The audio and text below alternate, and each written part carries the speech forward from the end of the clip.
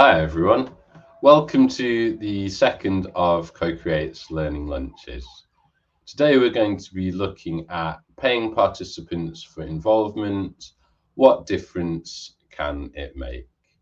So the purpose of these learning lunches is for Co-Create to present ideas, perspective, tools, things that come up in our work supporting organisations to involve people in different ways and provide them a short webinar over lunchtime. And hopefully we'll provide things that you're able to apply to your own work. So we're on LinkedIn because on LinkedIn we can communicate with each other using the comments, and the comments will sit there after the session.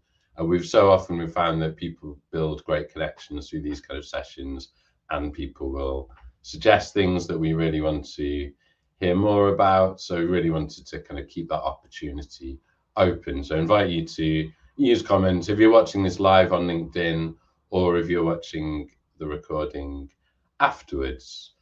For people who've registered on LinkedIn, we'll share the slides afterwards because we have an email address for you. If you're watching this through YouTube or somewhere else, then just get in touch if that's something that you would like. So for those of you who aren't familiar with Co-Create, we were founded in 2016 with funding from the Department of Health. And since then, we've been supporting organisations of all different sorts, but especially people in the public sector, especially people in health, to do different kinds of involvement. So that might be about co-production, engagement, but all things involvement basically is our area. We're a collective of staff and freelance associates. We have lots of different backgrounds, but what links us all is experience of involving the public in different ways. And many of us bring our own lived experience to our work. So I'm Danny Sherwood, I run Co-Create, and my background is in mental health and co-production. And when I started in this area 13 or so years ago, it was as an expert by experience. So I then went on to have NHS roles. I've been with Co-Create for the last 5 years, and I'll be bringing in all those perspectives into the presentation. So on to our question, should we pay people for involvement and what difference can it make? We're going to be looking at three different parts here. The first is, should we pay people for their involvement? The second is, what else can we do instead of paying people or in addition to paying people when needed? And finally, we'll be looking at some practical considerations around payments. So what are the benefits of paying people? The first is showing that we value lived experience. So when I'm talking about lived experience in this and other sessions, I tend to use that to mean lived experience of life challenges of different sorts. It might be about health conditions or disabilities, might be about discrimination based on a protected characteristic, kind of groups all those things together. Now, when I started being an expert by experience, I didn't know I had lived experience. It's a bit of a jargon term, but is useful just to be able to briefly kind of capture that whole area. So lived experience is something that is often really undervalued in organizations. It's often, so personally, I have a long-term health condition. It's often something I've felt that is important to hide in a workplace because it's seen as something that means I might not be able to do my job properly, rather than actually something that brings real value.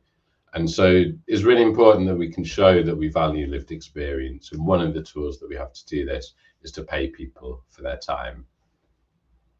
Second aspect here is acknowledging people's expertise. So while we might be focused on going out and involving patients or tenants or residents or whoever we're focused on, we're engaging with whole people who will bring in professional experience, other parts of life experience, and so on. And paying helps to show that we recognize this and we see it as a valuable skill in the same way as we might see professional skills and expertise. And really importantly, we've found that consistently, where we pay people for involvement, we get a more diverse group set of people being involved. And this is especially the case amongst people who've been historically excluded. I think partly that's about economic deprivation. So people who've been marginalized are likely to have more financial barriers than average to taking part. And partly it's about how much people buy in to the service and kind of feel that they have an experience of being listened to. So when I started on this journey as an expert by experience, it was the money, honestly, was what started me doing it. I didn't know anything about co-production. I didn't know what lived experience was. I did need some money. That got me involved. I then discovered all these other great things about it, but I really needed that push. And I know that's not the case for everyone. And if people have experienced great things from health services, for example, they might not require that financial motivation to get involved. But especially where we want to involve people who've not been so good at involving historically, this can be really helpful. And so benefits of increasing diversity, obviously there are lots, but two I'm just going to pick out. One is that just being involved is a good in itself. So if we have safe and rewarding involvement opportunities, maybe as being part of a board, maybe as coming in for a one-off workshop, that is a really nice thing to be part of. And we'll talk more about the benefits later, but just say that distributing those benefits fairly feels right, and paying helps us to do that.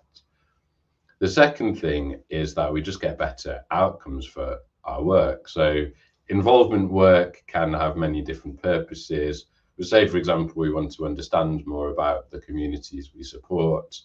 If we're able to reach a more representative set of people, we get better outcomes.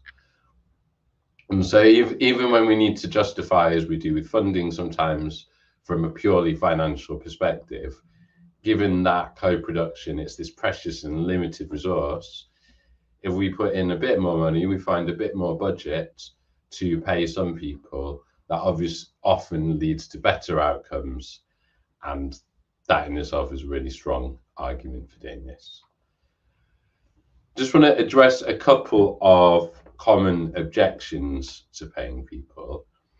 So the first is that people will get involved for the wrong reasons. So I've heard this kind of sentiment that we don't want people just doing it for the money. We want people who are kind of, who are really kind of there to put everything into it.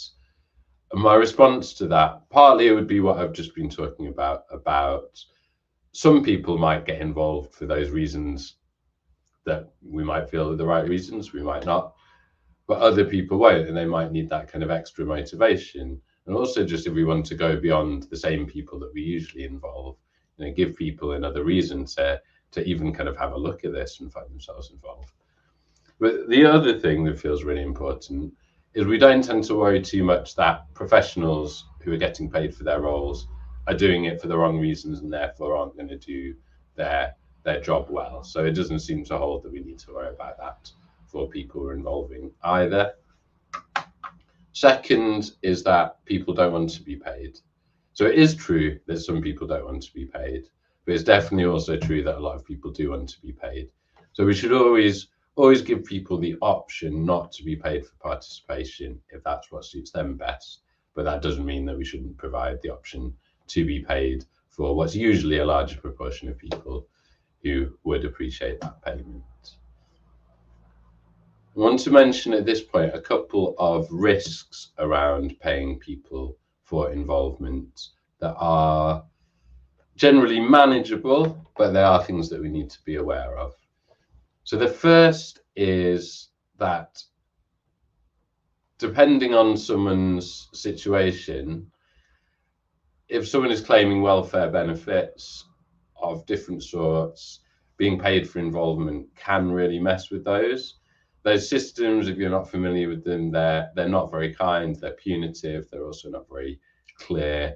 And so we really need to make sure that if we're paying people who are in receipt of benefits, that we do that in a way that won't affect their benefits.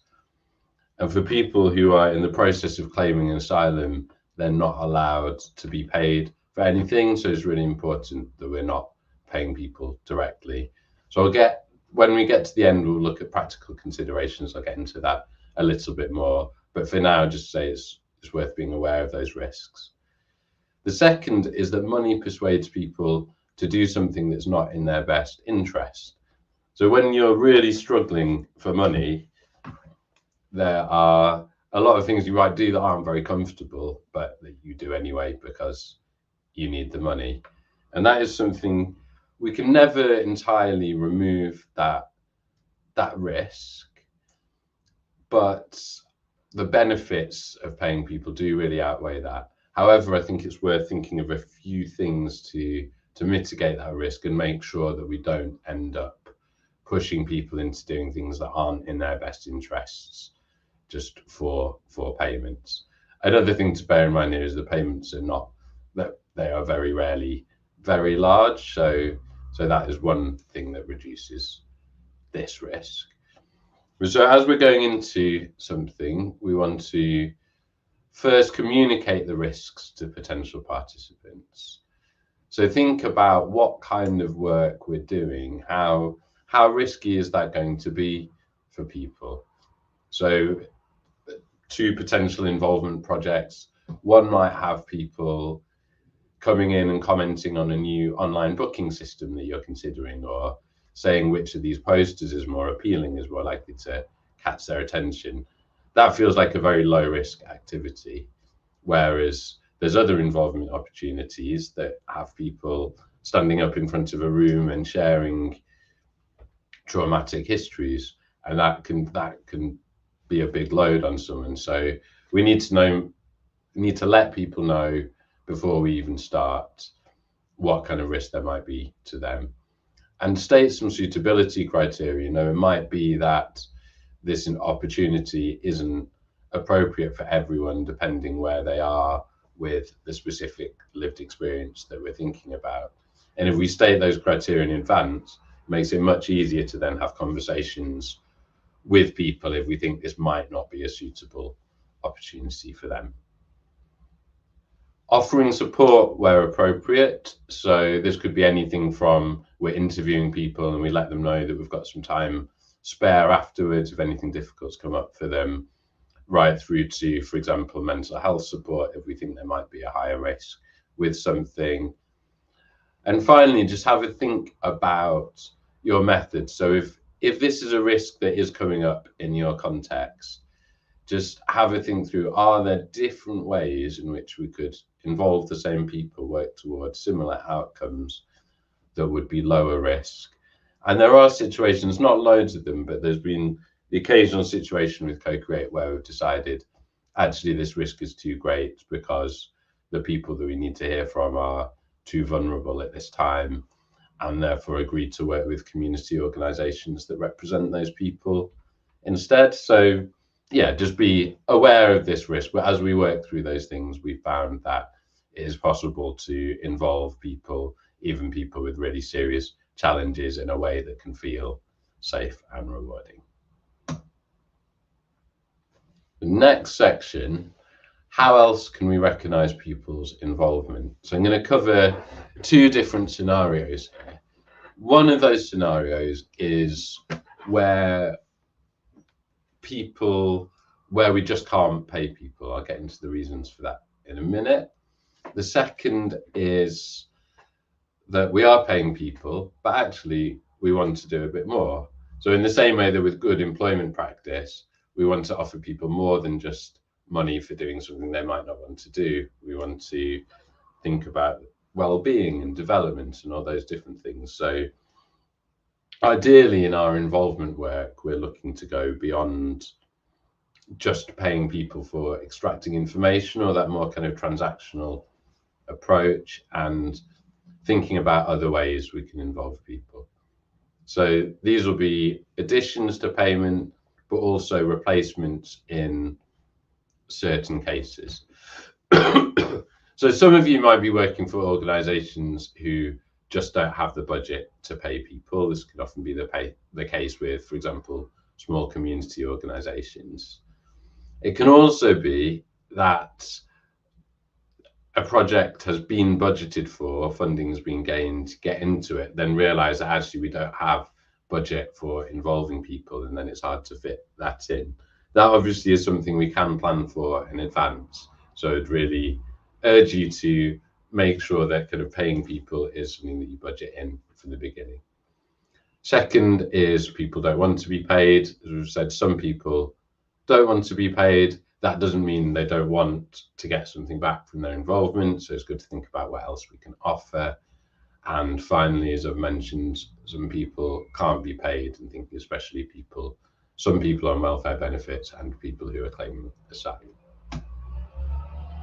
So what can we do to offer a bit more in addition to payment, or offer something else? So food is always a nice starting point. So tea and biscuits obviously are a classic for engagement, but we can do a lot more than that. So especially in situations where we want to pay people and they're not able to accept it, can we offer a meal? Can we offer a meal for them and their families? So there are situations, so for example, if you're working with people who are claiming asylum, you just can't pay them and really want to be able to support people, could you put on a meal for a set of families that involves some involvement, engagement time, but you're also able to offer people something, not formally in return, of course, but just an event that people can attend while they do some involvement with you. Second is the social opportunity. So this comes up a lot, which is that people, and this requires it to be kind of safe and rewarding involvement again, but if we have those opportunities, it can be really lovely. Like being in a good workshop can be a really nice experience. So even a one-off can be a really enjoyable session. But if you're part of a more ongoing project, part of an organization for some time, you get to kind of build these networks, interact with people in different ways. And that's something we can really build on by partly making social space around involvement opportunities. So say if we're having workshops, have some tea and coffee and drinks time where people can communicate with each other, work at a slow enough pace that people can really kind of find space for their whole selves in there, and really try and address involvement from a very kind of human perspective, where, for example, when we're doing a workshop, we're not straight into business, we're thinking about connecting as people first. Training and career development, I'm going to take together by just saying a bit more about my experience of being an expert by experience.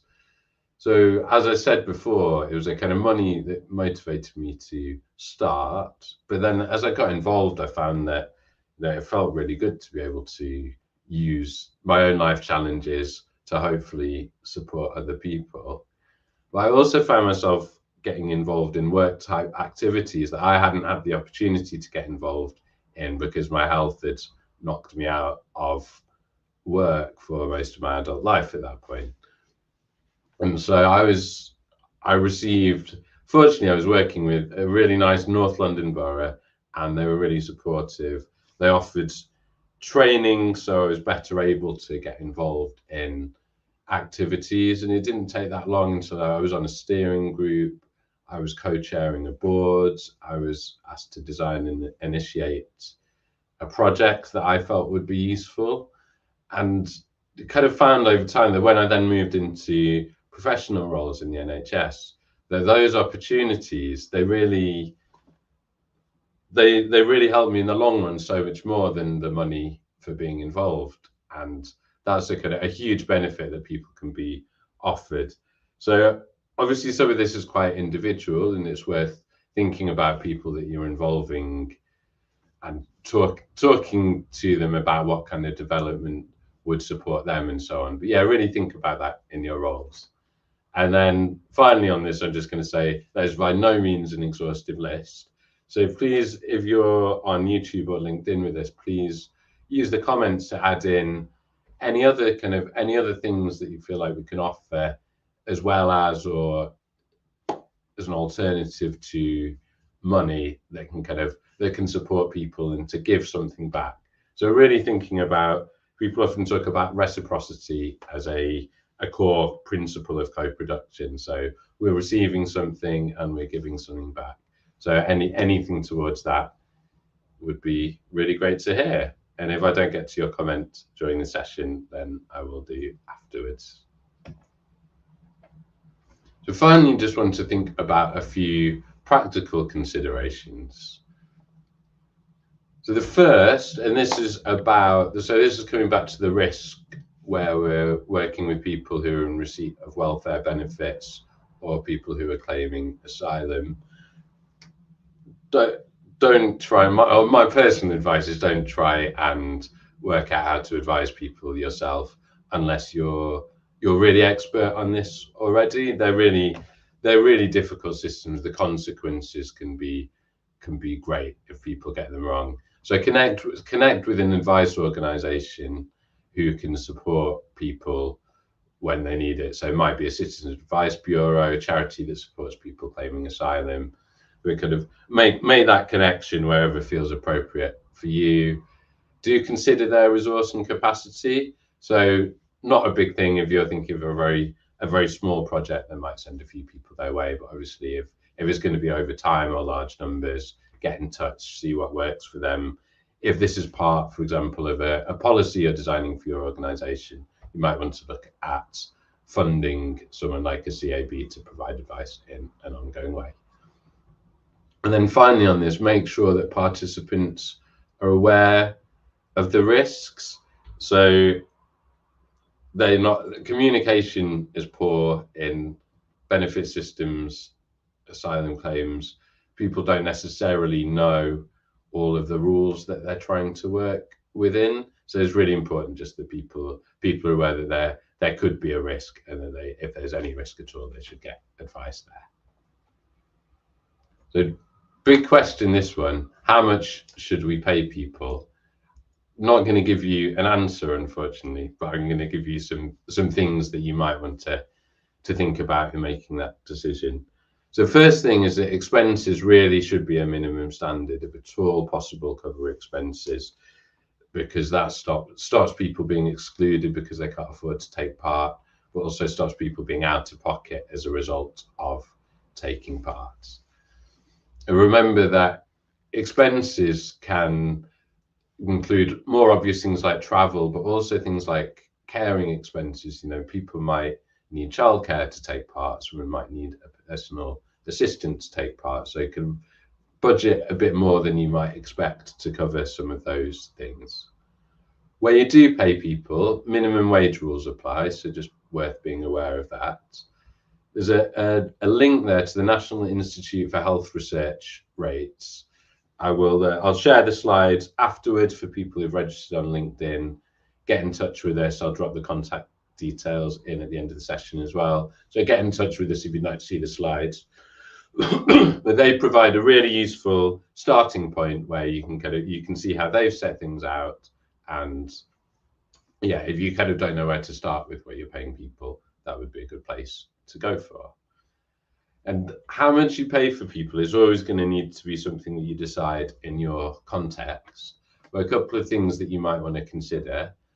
The most obvious one is time, how much it takes for people to be involved. We do think about travel and preparation in this. If people have to travel hours for a 1 hour paid opportunity, then you might want to recognize that in your payments.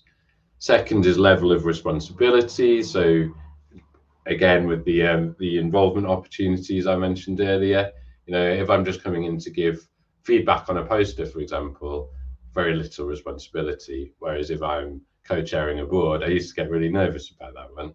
Like that's kind of a load, and I have some responsibility for the outputs from the board meeting and so on. Different level of responsibility. Skills required. So thinking back to what I was saying before about I have lived experience, you might involve me because I have lived experience. That's probably not the only thing that I bring. So I also have a set of professional skills. And if we have roles such as board membership, more strategic roles, those kind of things that require more skills, you might want to recognize that in your pay.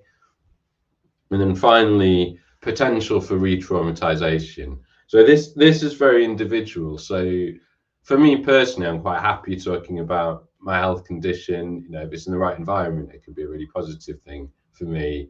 For other people with different experiences, it can be really, really challenging. And it doesn't necessarily mean that it's the wrong thing for someone or that you shouldn't do it, but we do need to recognize that. So alongside all the support that's really important there, you might want to consider whether those kind of roles should command more pay. Last thing I'm going to say around practicalities. So if you're looking at creating a payment policy for your organization, or you're looking at a kind of a larger program or ongoing project or something, co-producing your payment rates with some of the people who are going to be involved can be a really good approach. It can really increase ownership for participants. You know, that feeling of kind of having ownership of something is really powerful. A few things you might want to think about if you want to take this approach. One is co-producing your payment rates. It produces uncertainty. So obviously, if you're asking people to be involved in something, but you've not decided the rates yet, even though that's for good reason, it makes it harder for someone to decide whether this is something for them or not.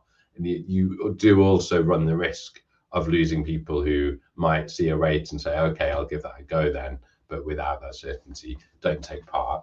So what's really helpful here is to decide on a starting rate. So for example, you might say, we're going to pay the NIHR rates that I mentioned earlier until we've decided together what's most appropriate. And if you are doing this together, I would say be really clear about what's up for grabs, because there's a lot of limitations around what you can pay people. So if you've decided to pay people, you know, you need to pay them more than minimum wage.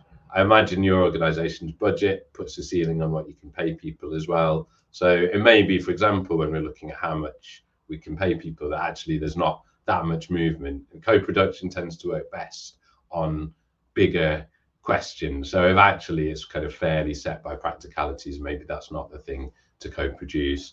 I think what can often be more useful to co-produce is that how we differentiate between different roles in more complex projects or services. So, you know, how do we assign money differently when the levels of responsibility or skills required are different, for example.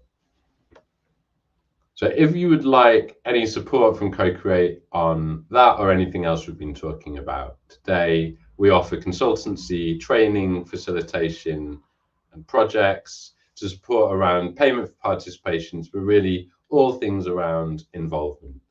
So if you'd like to connect with me on LinkedIn or email info@wearecocreate.com, it would be great to hear from you. Please continue to comment. Really nice seeing some things come through. And I'm going to read them after the session. Please connect with each other. And finally, tell you about our next learning lunch. So in 2 weeks, 29th of August, we're doing a session titled Making the Most of Lived Experience, 3 Ways to Bring It into Your Organization.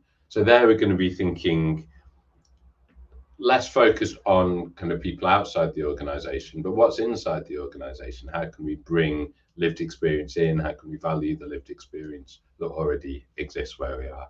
Same setup as today. I'll put a registration link in the LinkedIn comments. We have a Learning Lunches page on our website. So yeah, please get in touch. Look forward to seeing you next time. Thank you, everyone.